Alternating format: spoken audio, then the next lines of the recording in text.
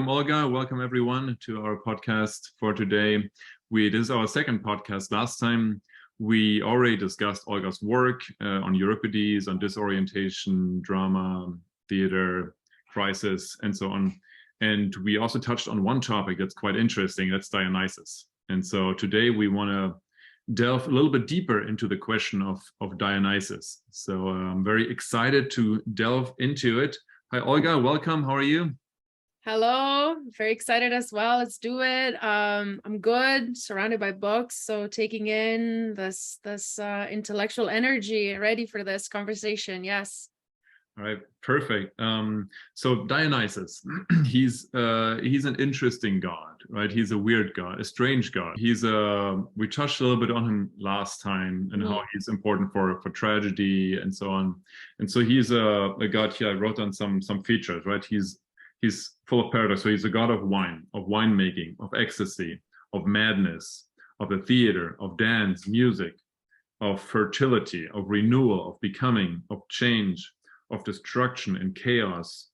And there's more, right? And also the unity of life and death, in a sense, right? And so he's this very, very ungraspable god who's really hard to understand, who's destructive and fertile at the same time, right? Who brings madness and destruction, but through the madness also new beginnings and new life. Yeah.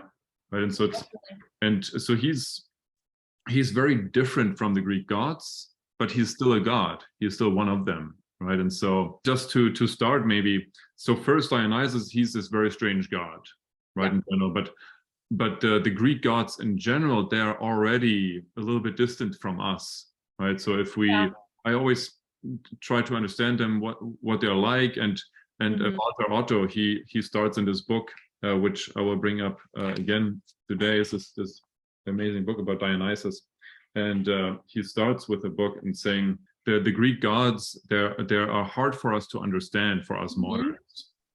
Yeah. Right? So if you're teaching about the Greek gods and about Greek mythology, how do you approach that question? How do we understand the Greek gods today? Yeah, definitely a big question. And like you said, it's system of a pantheon that's very different from the way that some of us approach religion today, even just in the fact that it's a polytheistic system. And so it's a system composed of different gods that all preside over different aspects of life. And one of the oldest texts in Greek mythology that we have that talks about the birth of the gods and different aspects that the gods preside over is the Theogony by this Greek poet called Hesiod. And Theogony literally means the birth of the gods. And so it's a epic poem that covers a lot of these questions that we are discussing, like who are the Greek gods and how to understand them in Greek mythology. And what we see is that a lot of the ways that in which the gods are explained are drawn from the natural world. So, and in fact, the first divinity that exists in the world is chaos. So the void, this idea of at the very beginning of everything, there was nothing. So there was room for things to exist. So there was the void. And then we have other divinities that are related to, for example, death, like Tartarus, or love, like Eros, or earth, so this sort of like fertility goddess, Gaia. And then the Greek divinities that most people are familiar with are the ones that live on Mount Olympus, so the 12 Olympian gods. The king of the gods is Zeus, and then we have all of the different gods. So Hades, that is the god of the underworld, Poseidon, the god of the sea, Hera, the wife of Zeus, Athena, the daughter of Zeus and the goddess of wisdom and war strategy, Ares, the goddess of war. And so we have these different divinities that have domains over different aspects of life. And that is, we think, the way that they were also worshipped. One thing that's interesting to me and that we try to kind of get into when we analyze ancient Greek texts with our students and when we talk about these myths is the difference between the way that the gods are represented in myth and the way that they were worshipped in the actual rituals and practices that made up the life of a person in ancient Greek antiquity at the time, because the way that they are portrayed in ancient Greek mythology is sometimes not the way that we would expect from archaeological artifacts or from what we find out about the actual ritualistic practices about these gods. And so in the Iliad and the Odyssey, for instance, that are two of the most ancient texts that we have from ancient Greek mythology, the gods are portrayed with many flaws. They are as flawed as human beings. They experience envy and anger, and they lose control, and they bicker, and they have disagreements, and they don't act in any way that is divine, or perhaps from our perspective today, if we imagine a modern counterpart of a divinity that is worshipped by people today, we wouldn't necessarily imagine a god acting in that way. That those behaviors are more commonly associated with human beings. And so a lot of people ask, well, how is it possible that those were the gods that were venerated? I mean, how would people venerate gods that acted like human beings? And there is definitely a divide, a disconnect between the way that these gods are represented in literature, in Greek myths, and that the purpose of these myths was very often to just entertain audiences, right? And the way that the gods are represented was very different from then the way that they were worshipped.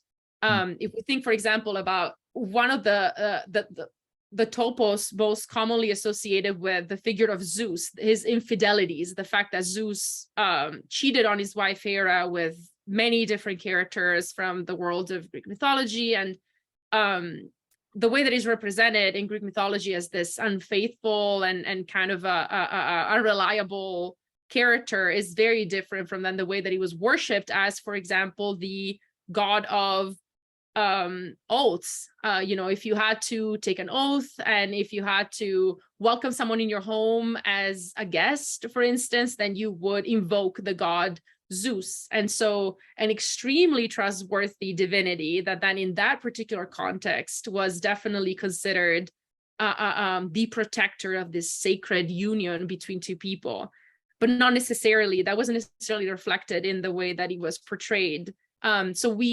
You were talking earlier about paradoxes, and we already see some of these paradoxes in the way that the gods are portrayed in ancient Greek mythology. What's with the Titans that are you mentioned the cosmos, the Earth, and so on. Yeah. So the Titans, they're in between the Olympic gods and they are one generation before the Olympian gods. So they are still divinities in the theogony. They are the offspring of the goddess Gaia. And they were the theogony is a poem that talks to us about cycles of gods. So different gods rule at different times, and cycles are overturned by usually younger male gods from the next generation, essentially. So there is this idea of a threat coming from younger generations, and very often the older gods in these cycles that are narrated in the theogony by Hesiod are threatened by their younger male counterparts. And these younger male counterparts are very often helped in overturning the previous generations by female characters, in particular by their mothers. So there's also this idea of threat associated with female characters in the theogony, very interestingly. And so the Titans were precisely that. They were the previous generation before the 12 Olympian gods. And so Zeus in particular had to, it was one of the many battles narrated in the theogony that then resulted with the authority of Zeus over the entire pantheon and the entire world. And since then, Zeus is the one who was able to remain in power, but his authority was threatened actually several times, even in the Greek myths that we most commonly know. I mean, one of the characters that threatened his authority was Prometheus, for example. This mythological character who stole the fire, and he was very closely associated with technology and science and knowledge, and all of that threatens the power of Zeus, the central power of Zeus. But Prometheus, he was a Titan though, right? Yes. So he was also a god. And he within the world of Greek mythology, it was a figure that was very threatening for Zeus and that tried to trick Zeus several times and then eventually was defeated by Zeus. Another mythological character that was a threat was Zeus's first wife, actually, Metis, this goddess whose name means intelligence. So extremely threatening, both because she was intelligent and because she was a woman. So in Greek mythology, that's a bad combo, very threatening combo. And so Zeus actually swallowed her. He ate her whole and therefore got rid of this threat. And from that event, the goddess Athena was born. She was the only goddess born without a mother, born directly from the forehead of her father, Zeus. Therefore, the association with wisdom and intelligence with the goddess Athena as well, because she's born directly from the head of her father. One question that I always wonder is these stories, they seem so far away today, right? We always like they're kind of funny. We make fun of them or not, but there's something, and I always wonder for them or like how can we understand them today, right? There's like, how do you, and I don't know if there's a good answer to this, right? But how do I understand if there's Zeus, would he be in my room? If I were a Greek in ancient Greece right now, right? If how do I live with the gods? Are they always present? Because Dionysus is somebody who's not always present, right? He comes and you call him. And so how do you understand that?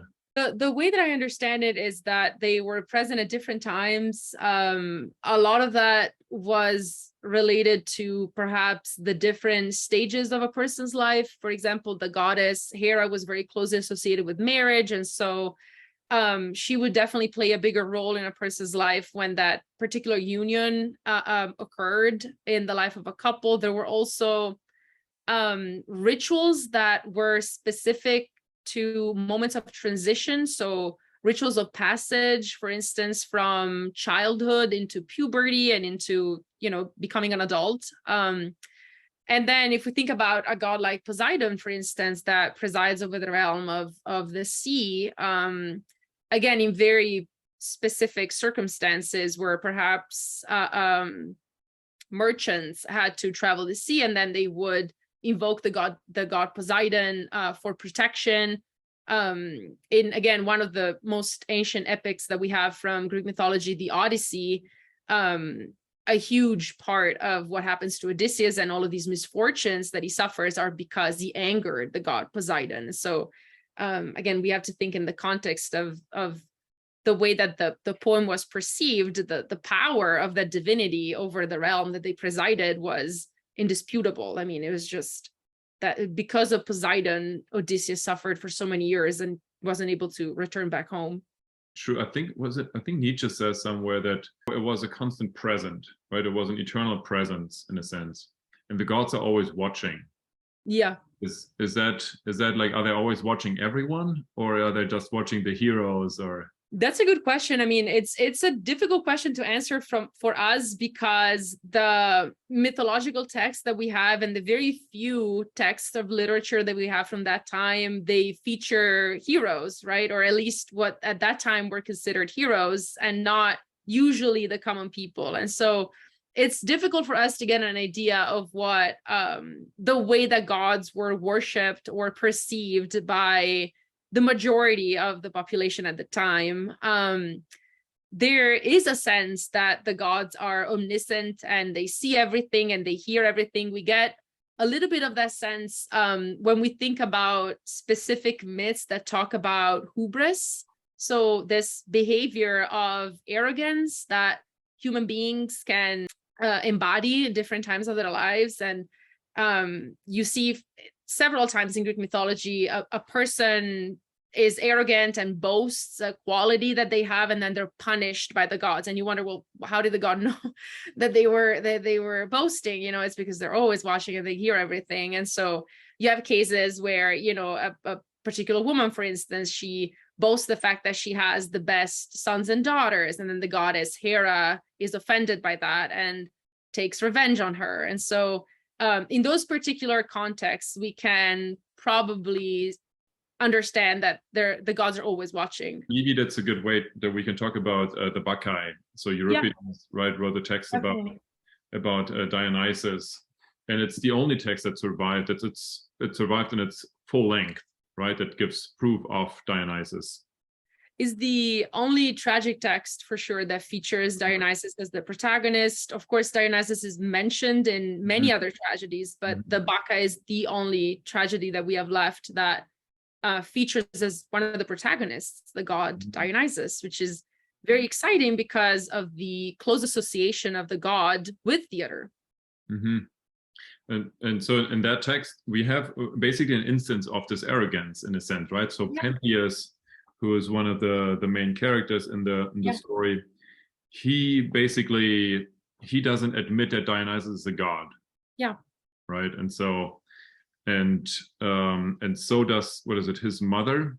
Agape doesn't either. And then Dionysus comes and teaches them a lesson in a sense, right? And so, what's going on here? So what are the connections here with also the mythological background of it? Yeah, definitely. So the Bacchae is one of the later plays written by Euripides, who's one of the three main playwrights that from whom we have texts. It was a tragedy performed in 405, so it was performed the year after that Euripides actually died. He dies in 406, and it was put on stage after his death, and is also the only tragedy, as we talked about, that features the character of the god Dionysus as one of the most prominent characters in the play. In a nutshell, the play talks about the arrival of this god, Dionysus, who's perceived as a younger god. So we talked earlier about the 12 Olympian gods, and Dionysus is not included usually within those 12. He's perceived as a younger divinity, even if we do have mentions of his cult in the Linear B tablets. So we know that he was actually worshipped by the Mycenaeans, so 1200 BCE. But in the play itself, he talks about his arrival to Thebes, which is this Greek city where the play takes place, after having wandered in Asia and having gathered disciples there. And so he himself introduces his arrival as the arrival of a foreigner, of a new divinity, a divinity that's not understood in Thebes, in Greece, and there's some tension there. Is that a thing like that Euripides does? Or so I know that in the Walter Otto book, he talks about this is like one of the classic questions apparently in classics. Is he a new god, a foreign god, or is he one of the original Olympian? Yeah. And he's arguing he's always already been there, because in the Iliad, he's already mentioned. Complete, like without any special mentioning and so on. As a classicist, what do you think? What's the truth? Disagreeing with Otto. No, but disagree. It's a big question. It's probably one of those questions that we don't really have a definitive answer for. But I think the reason for that tension. So as you mentioned, he already appears in the Homeric poems, and we also have this mention of his cult in some of the ancient sources. And so there's definitely a sense that he was one of the older divinities that was worshipped in Greece. But at the same time, the way that he's often portrayed in ancient sources and the way that he himself portrays his arrival in the Bacchae is of a foreign god coming to Greece. So we do have that motif over and over in some of the sources. And so this is not something that's completely new, and that's why it originated this greater question of, well, was he one of the original ancient gods, or is he a new divinity? In the Bacchae, his arrival is certainly met with some skepticism, like serious skepticism, and so that leads us to it suggests at the very least that his cult hadn't been established fully at the time. And part of the reason could be the fact that he is presented in the Bacchae as this wandering god, right? A god that is a foreigner, and he came from Asia, and he brings with him a lot of these cults that come from outside of Greece, so perceived as other. And so that might be part of the reason why it wasn't welcomed or accepted immediately. And certainly the king in Thebes, this character Pentheus that you mentioned, is one of the main characters who opposes the cult of Dionysus. And Pentheus is not only the king of Thebes, he's also the cousin of Dionysus. They share an ancestor, the king Cadmus. And the mother of Pentheus, Agave, is eventually drawn into the cult of Dionysus, and she becomes a bacchant or a Menad, so a follower of the god Dionysus. And she roams on the this mountain near the city, and she performs all of these crazy dances with the other women, but Pentheus is not convinced by that. And so what the play talks about is essentially what happens after that. So we know that all of this has happened, and so there's this moment very charged with tension that we want to see developed in the play. So we have this big question of how is the introduction of this new god in this city and these new rituals going to be met by the power in the city, essentially, so by the king. And we have a couple of options. I mean, Pentheus initially is thinking of just waging war against Dionysus and his followers, and he tries to imprison Dionysus, and Dionysus gets free magically. And so we have a progression of different ways in which Pentheus, so the king of the city, tries to resist the charm of Dionysus. But ultimately, the way that Dionysus wins him over is not through violence, is actually persuasion, right?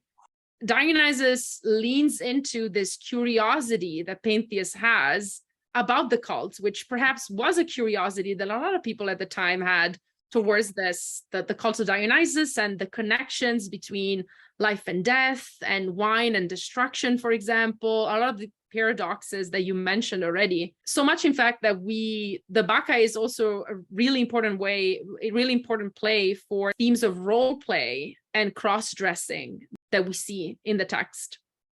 That's also something I noticed when I read the play, that there's Pentheus as somebody who is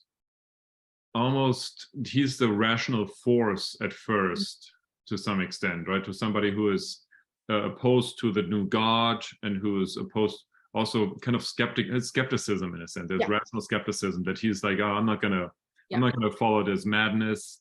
I'm not going to do that.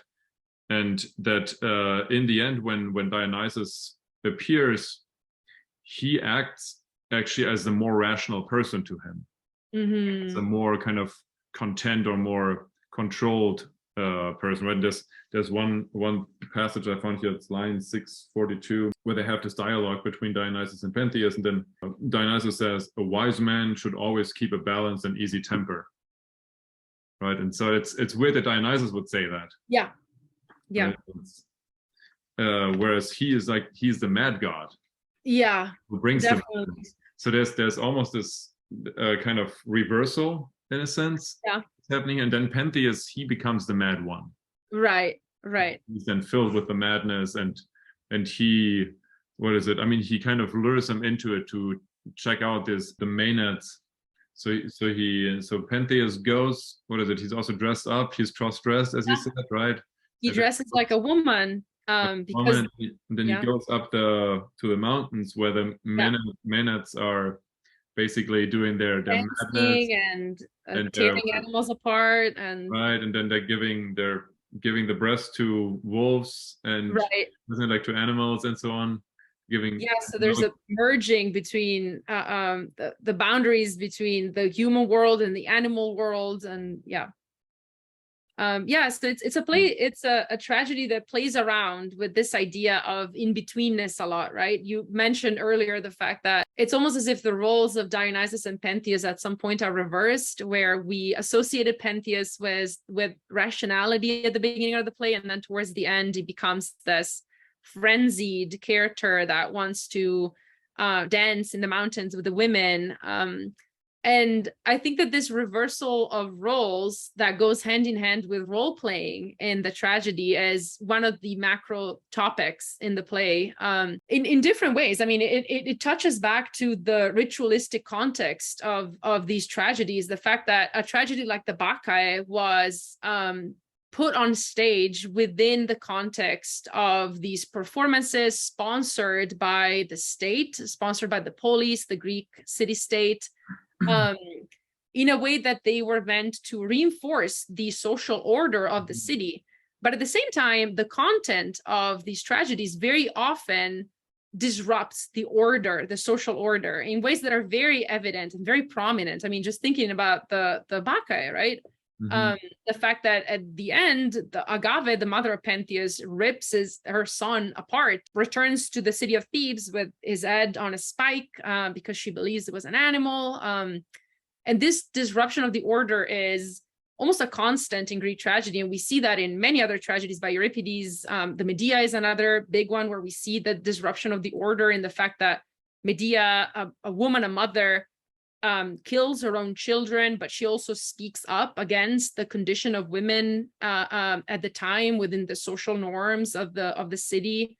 And so you have this tension between the context in which the play was represented, which is the great Dionysus, so these festivals that were paid for by the city, and then the content of the tragedies that is very disruptive and very violent and kind of in a way disrupt the order, the social order that made these representations possible, right? And then in the Bacchae, you also have another layer of this disruption where we think about the fact that Dionysus is so closely associated with masks and the action of wearing a mask. I mean, he's the god of appearances, but also the god of kind of like taking your mask off. And I think a lot of these associations come from the fact that he is traditionally considered the god of wine.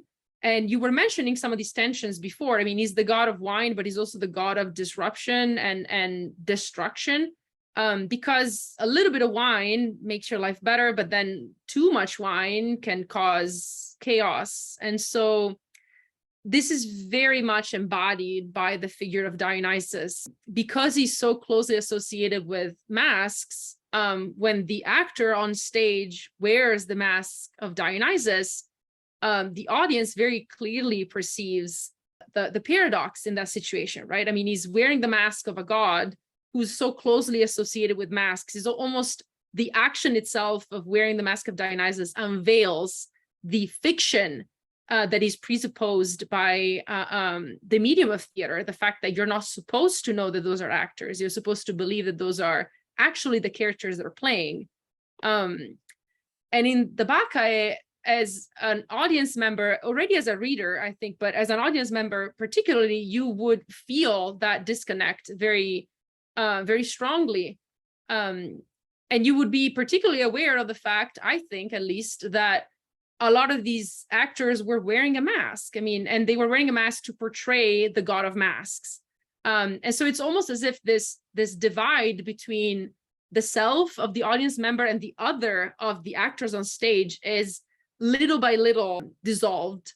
And it creates this communion between the audience members and the characters that play, the actors that play the characters on stage. So an extremely interesting play also to think about the medium of theater, I think. So yeah, maybe let's go back to the storyline of the Bacchae, where so you had Pentheus who says, so the Maenadism has already started, right? So the whole city is mad.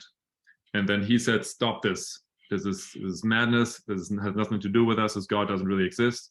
And then Dionysus comes and he is, what is he wearing again? Isn't he already, he's in the form of a human, right? Isn't he already wearing some clothes or something? He's already in the form of a human, so disguising himself as a human being, not a god. And he's also, we have to imagine, played by this androgynous mask, perhaps, or garments, something in the way that he was dressed. And so he's meant to be perceived as this character in between genders as well as in between states at that point. So in between human and divine, in between man and woman, again, because the divinity itself embodies this idea of in-betweenness. And so he arrives in Thebes and persuades a huge part of the population. So the women in Thebes are driven mad and become followers of the god. And Pentheus tries to stop the madness, especially because his mother, Agave, is also part of the women that are driven mad by Dionysus. And there are several attempts. So Pentheus tries to restrain Dionysus and put him in prison, and Dionysus causes this earthquake and escapes. And then eventually Dionysus convinces Pentheus to dress up as a woman. So we have this episode of cross-dressing and role-playing within role-playing, because obviously all of the actors are already playing a role, but we have an episode of role-playing in the way that the actor playing Pentheus is also playing the part of a woman in this particular scene. It's quite Shakespearean, isn't it? I mean, is that something that's also unusual for Greek? I would say it's quite unusual, and it's also very radical in the way that we talked about how Dionysus kind of disrupts the order, the social order, but in that particular scene of cross-dressing, there are several layers of disruption, I would say, in the fact that Dionysus is playing a woman, and he's also a god that is associated with this freedom that women can experience, right? So women within the social order of the polis, of the Greek city-state, they were confined within the realm of the house, right? So they were in charge of the house and they couldn't get out of the house usually. They definitely couldn't roam free on the mountains, but the followers of Dionysus disrupt that sort of social norm, and they become possessed and they experience this freedom of kind of like exiting the realm of the house where they're usually confined by the social norms at the time. And when Pentheus also dresses up as a woman, it's merging kind of like the divide between men and women in the play a little bit, and he's playing a woman. And so again, pointing to the practice of actors playing a role. And so again, pointing to the fiction within the drama, but in a context where we very much want to be drawn into the fiction. We don't want to be aware of how fictitious it is. We want to follow the story. And so again, pointing to this idea of in-betweenness, right? He's in between reality and fiction, in between man and woman, in between inside and out. And when he dresses up as a woman, Dionysus convinces him to go to the mountains because Pentheus wants to experience what this Bacchic frenzy really is about. And he climbs on a tree to be able to observe the women better, and he's noticed by the women. And the women in their frenzy, they think he is a lion, he's a wild animal. And so they hunt him down from the tree and dismember him. We have the scene of ripping apart of the body of Pentheus, so extremely vivid. By the way, these death scenes are never portrayed on stage. They were considered to be a little bit too much for the audience. And so we know about all of this because a messenger arrives on stage desperate and terrified, and he tells us, the audience, the readers, about this episode of dismemberment that happened on stage. And so we don't actually see that, but we hear about it from the messenger, which is in a way almost even more terrifying because we can kind of like make up in our mind how awful it must have been. And then the ending of the play is actually the mother of Pentheus, Agave, coming to Thebes, still possessed by the gods, so still maddened, carrying a spike with the head of her son Pentheus spiked on top of it, and thinking that she just defeated this huge lion. And then eventually she realizes what she's done, and then we have the ending of the play. So this transgression of the order at the end of the play becomes extremely violent and threatening. So, and then in the end, aren't they're also being punished these two, or isn't there's like the final, there's some kind of coda here, Cadmus, doesn't he have to go into exile or something? Yeah, yeah, definitely. So he is, I think, transformed into a snake. And so we have yet again another merging of different realms of nature, with a transformation of a human into a snake and then being expelled from the city, which is quite common actually in Greek tragedy after a transgression of social norms as huge as killing a member of your family and polluting the stage, sort of like polluting in such a vivid way. Then usually someone is cast out to kind of expiate and make up for that episode of pollution.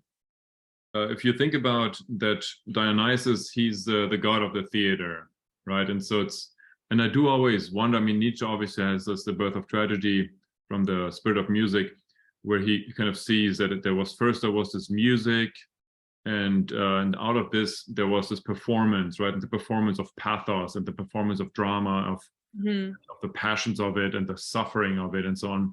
And so there's Dionysus is watching this in a sense, right? And we talked about this last time, how there's a Dionysus statue, right, was brought to, and then he's watching it, so that he's very present in that moment. He also it's his impact on it, his influence, right? He's manifesting himself in the theater in a sense, right? And so he's present.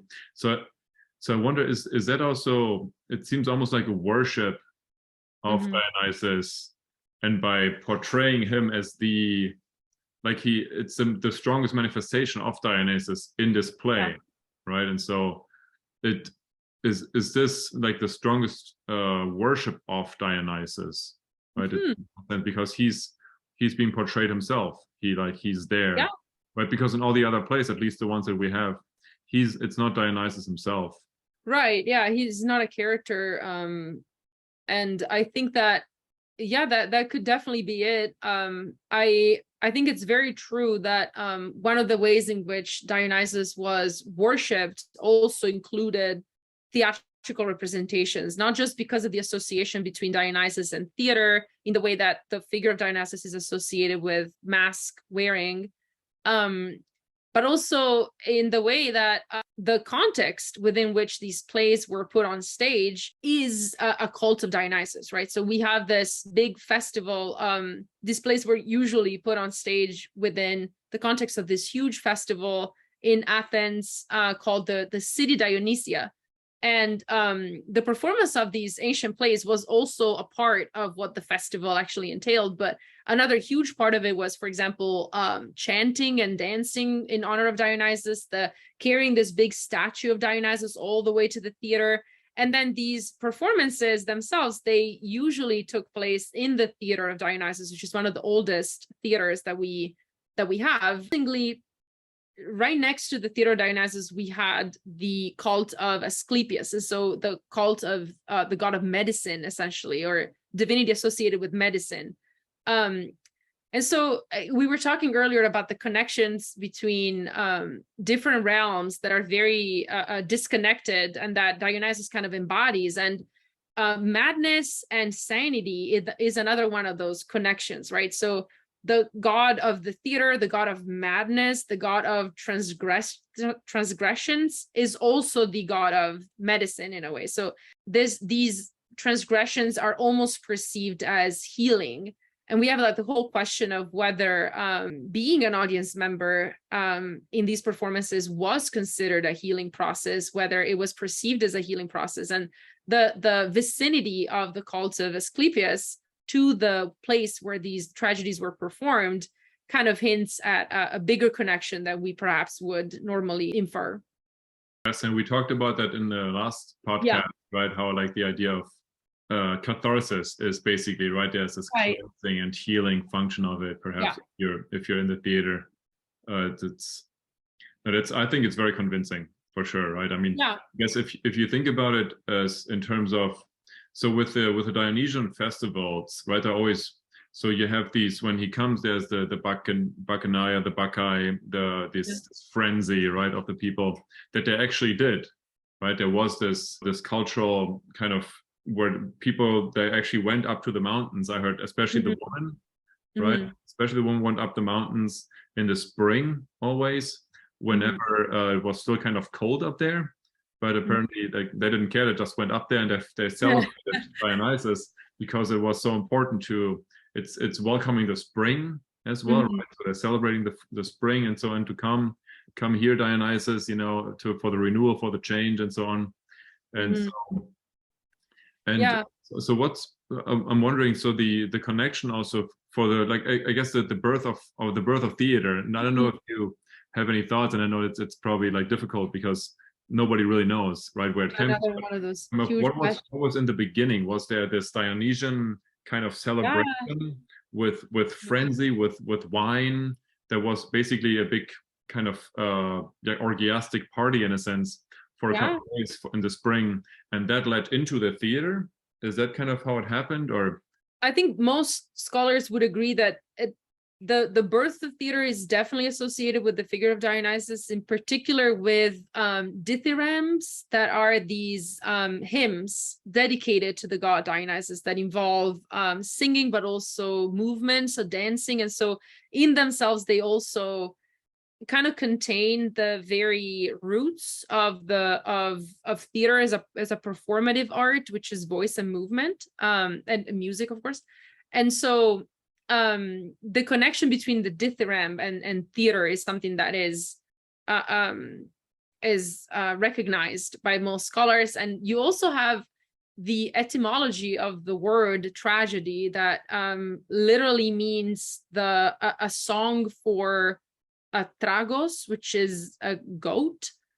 And so again, an animal associated with Dionysus, with the rituals and sacrificial rituals to the god Dionysus. And so you have these like little things that point to this very strong association between the cult figure of Dionysus, or at the very least like his mythological figure, and then the establishment of tragedy and tragic performances. So yes, it's definitely a connection that is there. How exactly it happened and how it went from dithyrambs or goat songs in honor of Dionysus, whatever that means, to theater is a little bit more complicated. We know that initially theater, like for example, if we compare tragedies by Aeschylus, who is one of the oldest playwrights, and Euripides, who's a little bit later, we know that there is a difference in how many actors were involved in the performances, and how many actors played the chorus. And so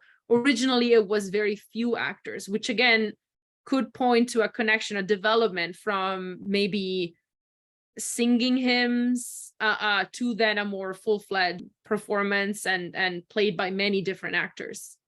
Let's go back to the myth of Dionysus, so the story of how he was born and born again. So it's interesting because all the things that he comes to do, all these like the paradoxes, all these the madness and so on, that seems to be, it's already in the story. I mean, or vice versa. I mean, the one is kind of complementing the other, right? So kind of so because Pentheus, he's the cousin of Dionysus, right? Yes. So his mom is Agave, and Agave is the sister of Semele.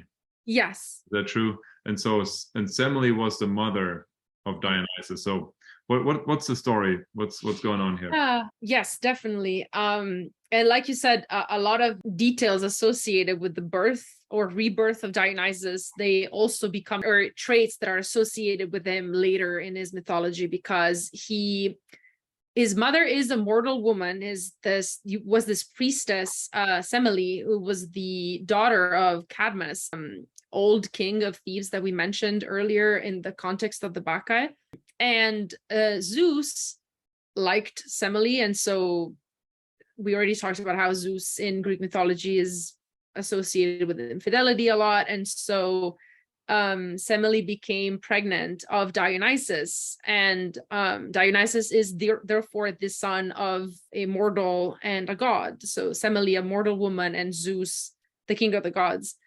And because the wife of Zeus, Hera, was very jealous of this infidelity, she convinces, in the myth, she convinces Semele to ask Zeus to reveal himself in his full divine force, which is something that Zeus had not done with Semele, because human beings, mortals, cannot take in the magnitude of the divine. And Semele has Zeus actually swear a sacred oath. And so Zeus is forced to manifest himself in front of Semele, and Semele is pulverized. The myth quite literally says that she is burned alive and pulverized just at the sight of the divinity of Zeus. And because she was carrying Dionysus, Zeus saves Dionysus and stitches the fetus of Dionysus within his thigh. And so Dionysus is born from his mother, but also born again from the thigh of his father. And we also have another myth associated with the birth and rebirth of Dionysus, where we are told that he is killed by the Titans, and then is brought back to life. And so he's very much a divinity associated with the cycle of death and rebirth. And you mentioned earlier some of the cults associated with Dionysus that occurred in spring, again, because the change of season is one of the moments in nature where you witness that death and rebirth, right, of just the cycle of the seasons. So as a divinity, he very much embodies that cyclical death and rebirth. Isn't there also this one story of the king Lycurgus, who where he attracts all the women to basically, get mad and party with him and drink and so on. And then he gets jealous and he hunts him. I think he kills one of the women, right? And then he hunts him away, that he jumps into the water to escape from Lycurgus. And which is also apparently like a very rare occasion that a god runs away from a human god, from a human being. Right. And then he was rescued by somebody, I forget. But do you know that story? I'm familiar with it. It's probably one of the many myths associated with the god Dionysus. The fact that you mentioned how uncommon it is that a god runs away from a mortal, again, kind of suggests that, or perhaps kind of blurs that distinction between God and human, and that is very much part of the way that Dionysus is perceived, right?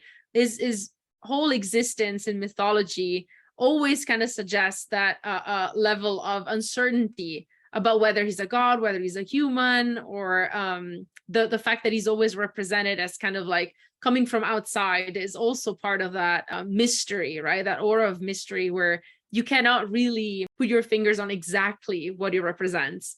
He is a figure in between, like in between different categories, in between different names. He's often called the god of many names in tragedy and the god of many forms. He transforms into animals. And so he very much embodies this in-betweenness that merges different worlds.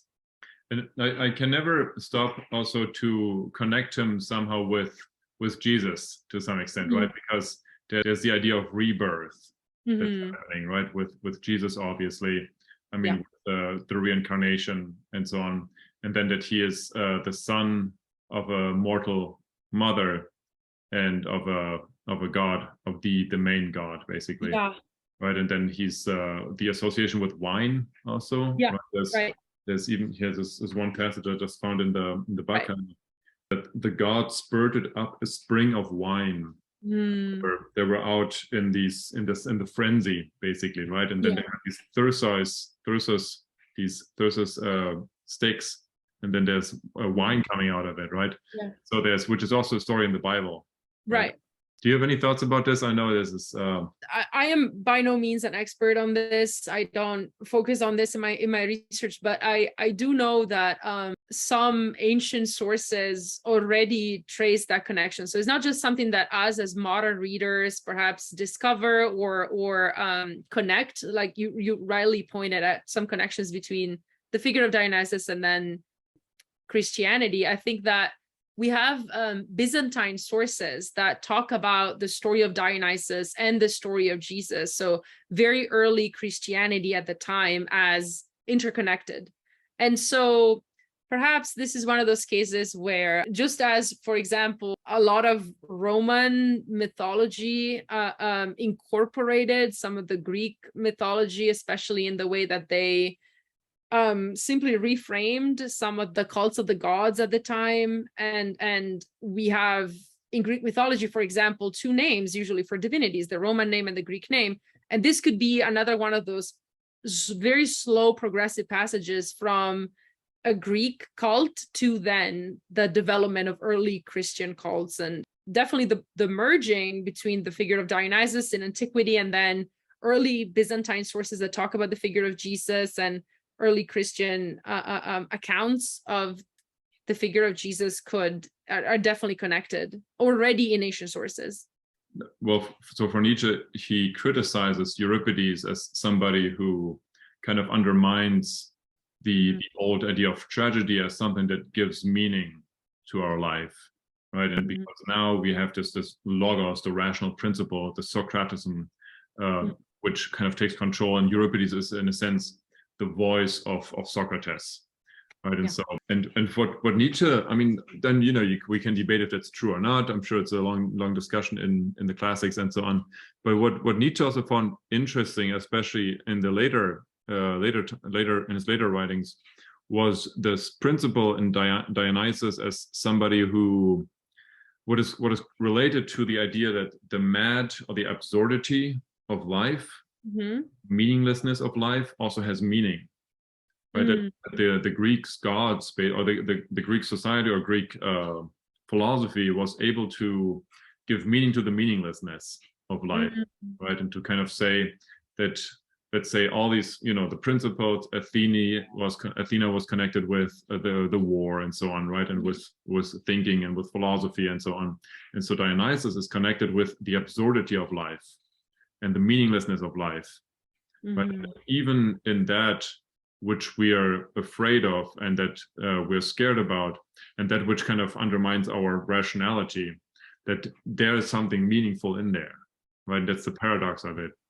I don't know if you have any thoughts about this. I know this goes more into the philosophical realm, but yeah, no, definitely. I think it's I'm not surprised that yet Nietzsche kind of points at this the meaninglessness as almost embodied by the god Dionysus, because he is the god of paradoxes, like we pointed out. And I think that part of the way in which you can find meaning in meaninglessness also goes back to this division that Nietzsche identified in the figure of Dionysus and the figure of Socrates, right? And pointed at Euripides as the one who ended tragedy in a way, because he introduced the figure of Socrates so prominently in this idea of rationality. But then Euripides is also the only tragedian that we have who puts on stage Dionysus, right? Like, not just talks about Dionysus in one of his tragedies, but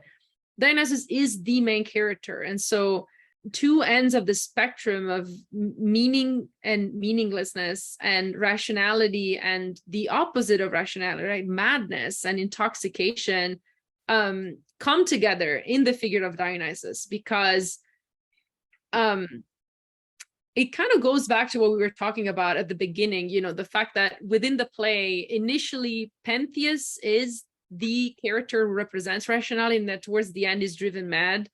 And Dionysus in the play is also associated with, rhetoric and making good points, for example. And to me, this connection between rational and irrational and meaningless and meaningful is most evident in the occasion itself of these tragic plays. The fact that these plays, they originate from a context that is dominated by rationality, right? It's sponsored by the city. So it's a context that is extremely ordered and that has very specific rules, and that is witnessed by the people in a very specific order as well. I mean, first come the dithyrambic performances, and then we have the tragedies, and then at the end we have this the orphans the orphans of war,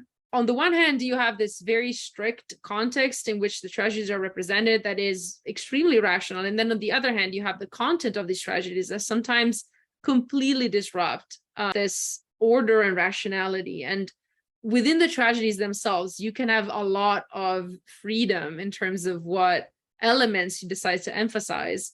And I think that that's where Nietzsche probably saw meaninglessness, the fact that sometimes the characters in tragedy themselves, they point to the meaningless of life. I mean, one of the most persistent topoi in tragedy is the reversal of fortune. It's what it causes tragedies to be tragedies. The fact that you have a lot of characters in these dramas who began as royals, for instance, and then at the end of the tragedy, they are stripped of any freedom or privilege that they ever had.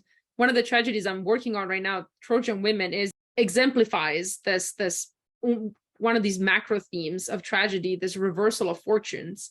And it's difficult for the characters to find meaning in this new position that they embody. And we also have to remember that the audience watching these tragedies was an audience that was very familiar with the custom of slavery, for example. I mean, they had slaves, they perhaps even knew of people who had fallen into slavery. I mean, it was common when a city was conquered that the citizens would be made into slaves. And so this is not a reversal of fortune that was particularly distant from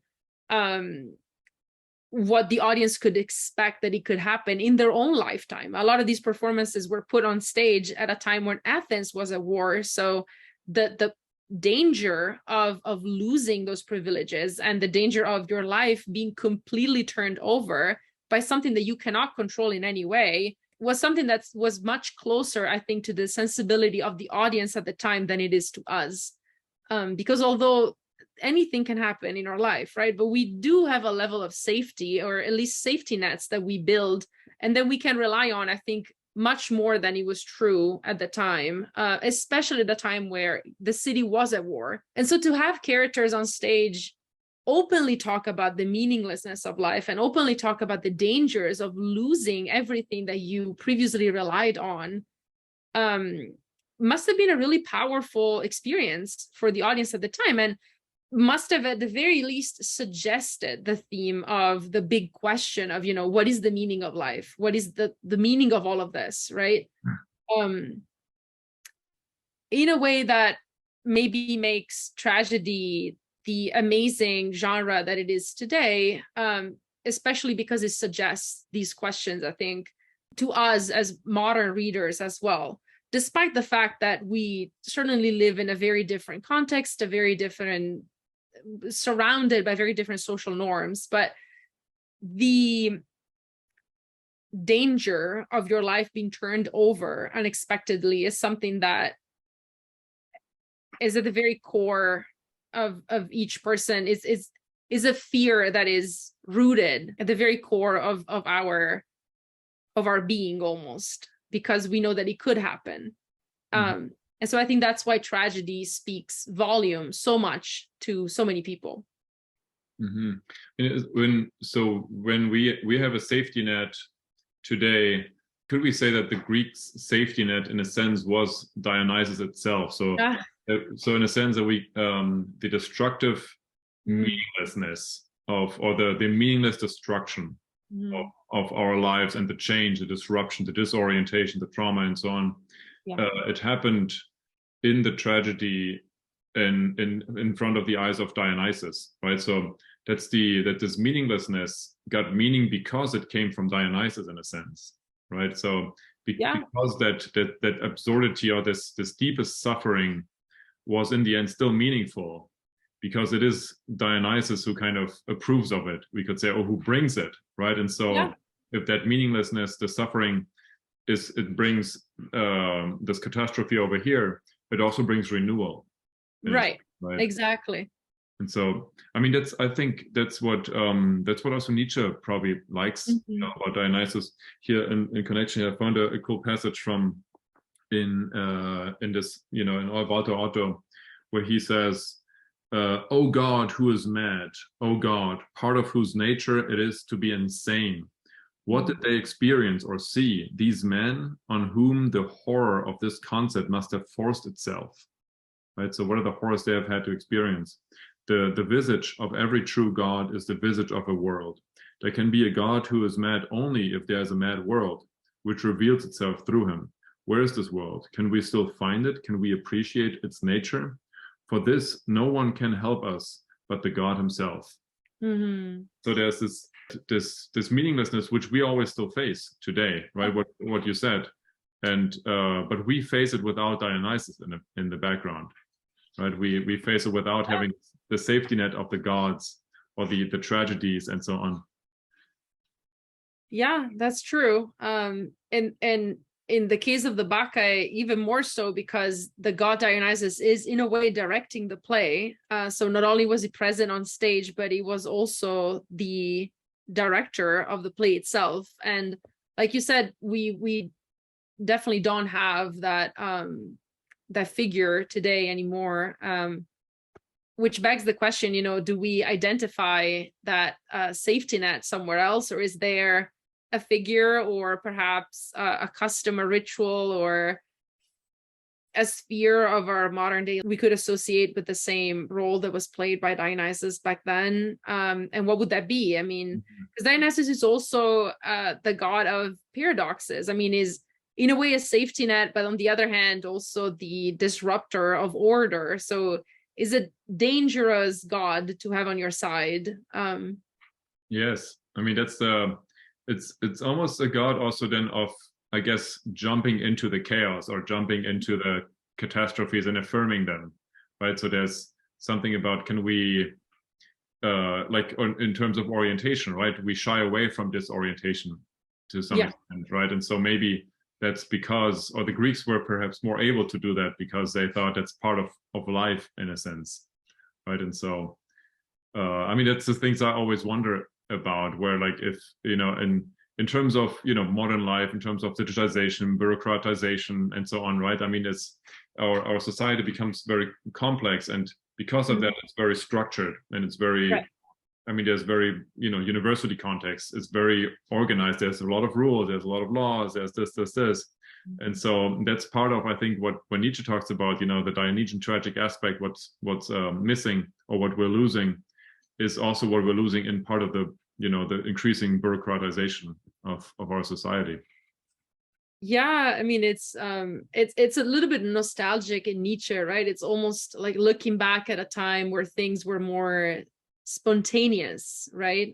This playfulness that he identifies with the Greek way of life, that I wonder if it was a little bit of an illusion, in the sense that he draws a lot from these dramatic performances to construct this idea of playfulness. And he might be true, but at the same time, we even touched on this earlier.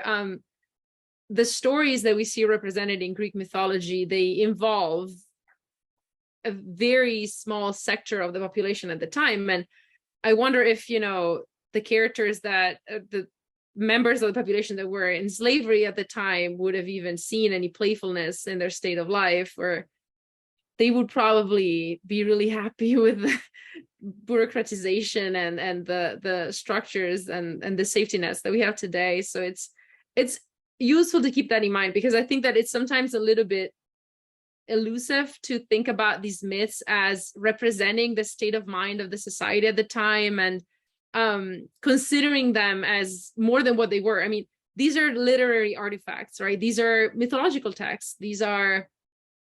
It's literature. It's not necessarily realistic accounts of the way that people felt at the time.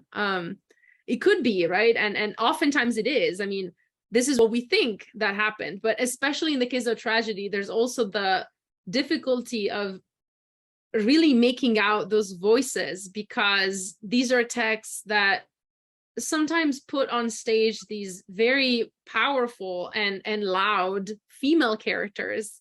And at the same time, they were not only composed by male authors, they were also performed by male actors. And so you wonder about that tension whether it was perceived by the audience at the time, what effect that tension had on the way that these words were understood by the audience at the time. And it's a tension that we kind of miss when we read these texts. It's one of the big differences between reading a text of tragedy and then seeing it performed.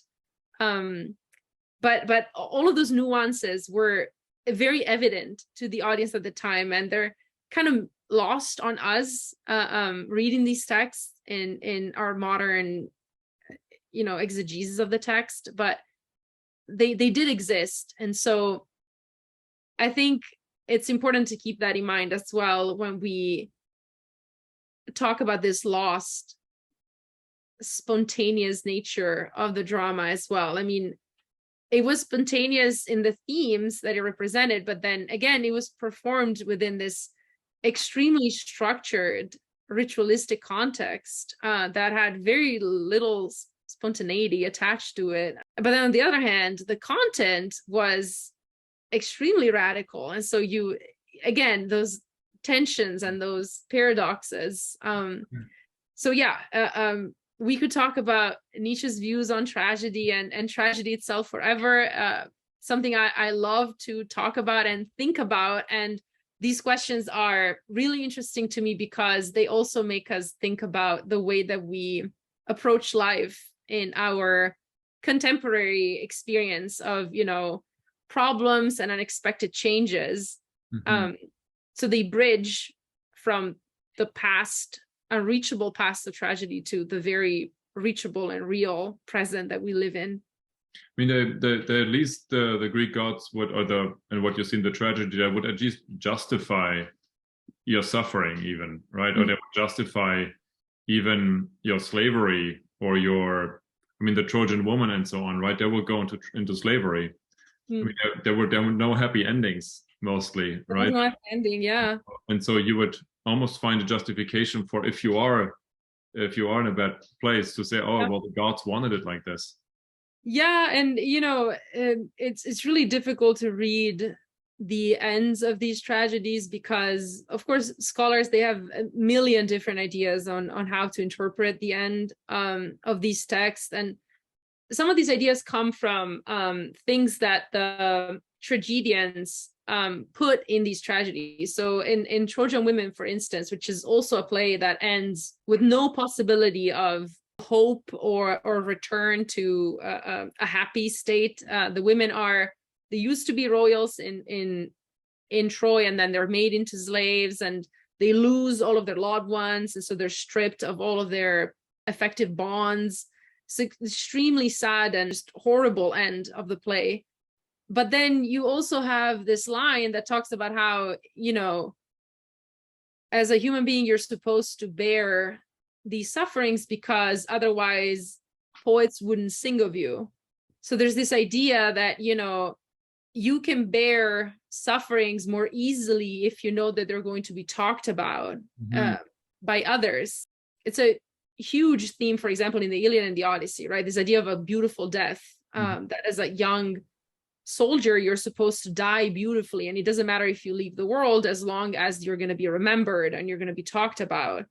The theme of kleos, of honor, which is very much honor to in the extent to which you're going to be talked about and remembered. So you have that. And in the Trojan Women, you also have, again, this idea of a cyclical kind of like process from death to rebirth, because in one of the choral odes, the chorus talks about how Troy had already been destroyed in the past and it was built again by Priam, the king of Troy, and then is being destroyed now again. And so it almost ends on this note of regeneration, which is very Dionysiac in a way. I mean, the god Dionysus doesn't really appear in the play at all, but just because we're talking about this, it is making me think that there is a little bit this theme in the play as well.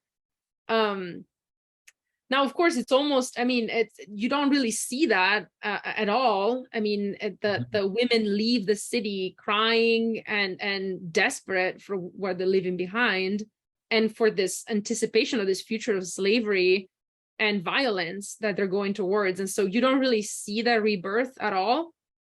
but perhaps in the imaginary of the audience that heard this choral ode, you can have that glimmer of hope, maybe reading it. But Yeah. ultimately, it's really difficult to make sense of these endings. It's almost as if you are in that terrible situation of catastrophe and tragedy of suffering, that you're touched by Dionysus, who's also the god of renewal and rebirth, right? There's almost something hopeful in it. But maybe that's also, again, our modern interpretation that we're looking for a happy ending. You know, maybe there was no happy ending. I mean, that's the idea of tragedy, that there is no happy ending. That's the point of it, right? This is something that happens very often. It's really difficult to find a straightforward answer in ancient sources. You have some literary sources that point to an answer, and then others that point to a completely different answer. I mean, earlier I mentioned this idea of a beautiful death, right? That is very much a driving theme in the Iliad, but then in the Odyssey, when Odysseus encounters the shade of Achilles in the underworld, and Achilles is precisely that. I mean, he died young, and he died at the apex of his fame. He was the best warrior, the best Greek warrior at the time, and so he embodies this idea of a beautiful death, and he achieved immortal fame, so much in fact that we still talk about him today. But when he talks to Odysseus in the underworld, he says that he would rather live as slave of the worst master than being the king of the underworld. So, you know, are we even supposed to buy into all of that rhetoric that you're supposed to pursue a beautiful death and that's all that matters? Why do we have that passage in the Iliad, which is a text that is very much talking about these themes, and it's centered around war and military combat? And so why would we have in the Odyssey a text that very closely associated to the Iliad? Why would we have that even just as a suggestion? So we sometimes try to find answers, and perhaps the answer is that there are no answers. I mean, there are just interpretations, and this is also very Dionysiac. I mean, we can't put our fingers on exactly what it is. We're just supposed to kind of embrace the in-betweenness, right? The answer is in between different answers, and we're meant to simply be content with not having a final answer, because perhaps there isn't anything like a final answer. That could also then maybe be a clue that Dionysus was part of the gods from the very beginning, right? Because he's that who's changing and who's in between and who's making sure that there is no clear-cut answers in the end. Yeah, exactly. I think so. But he remains a bit of a mystery for most scholars. Well, I think we're at the end of our podcast, and yeah, he is a quite interesting character, and I think that was quite insightful to see the different aspects of Dionysus. So it was a pleasure to have you on again. Thank you so much. A pleasure to be on, and thank you so much for having me. All right. Well, thank you. Have a good night. And let's see, maybe we can have another podcast one day. Absolutely, certainly. All right.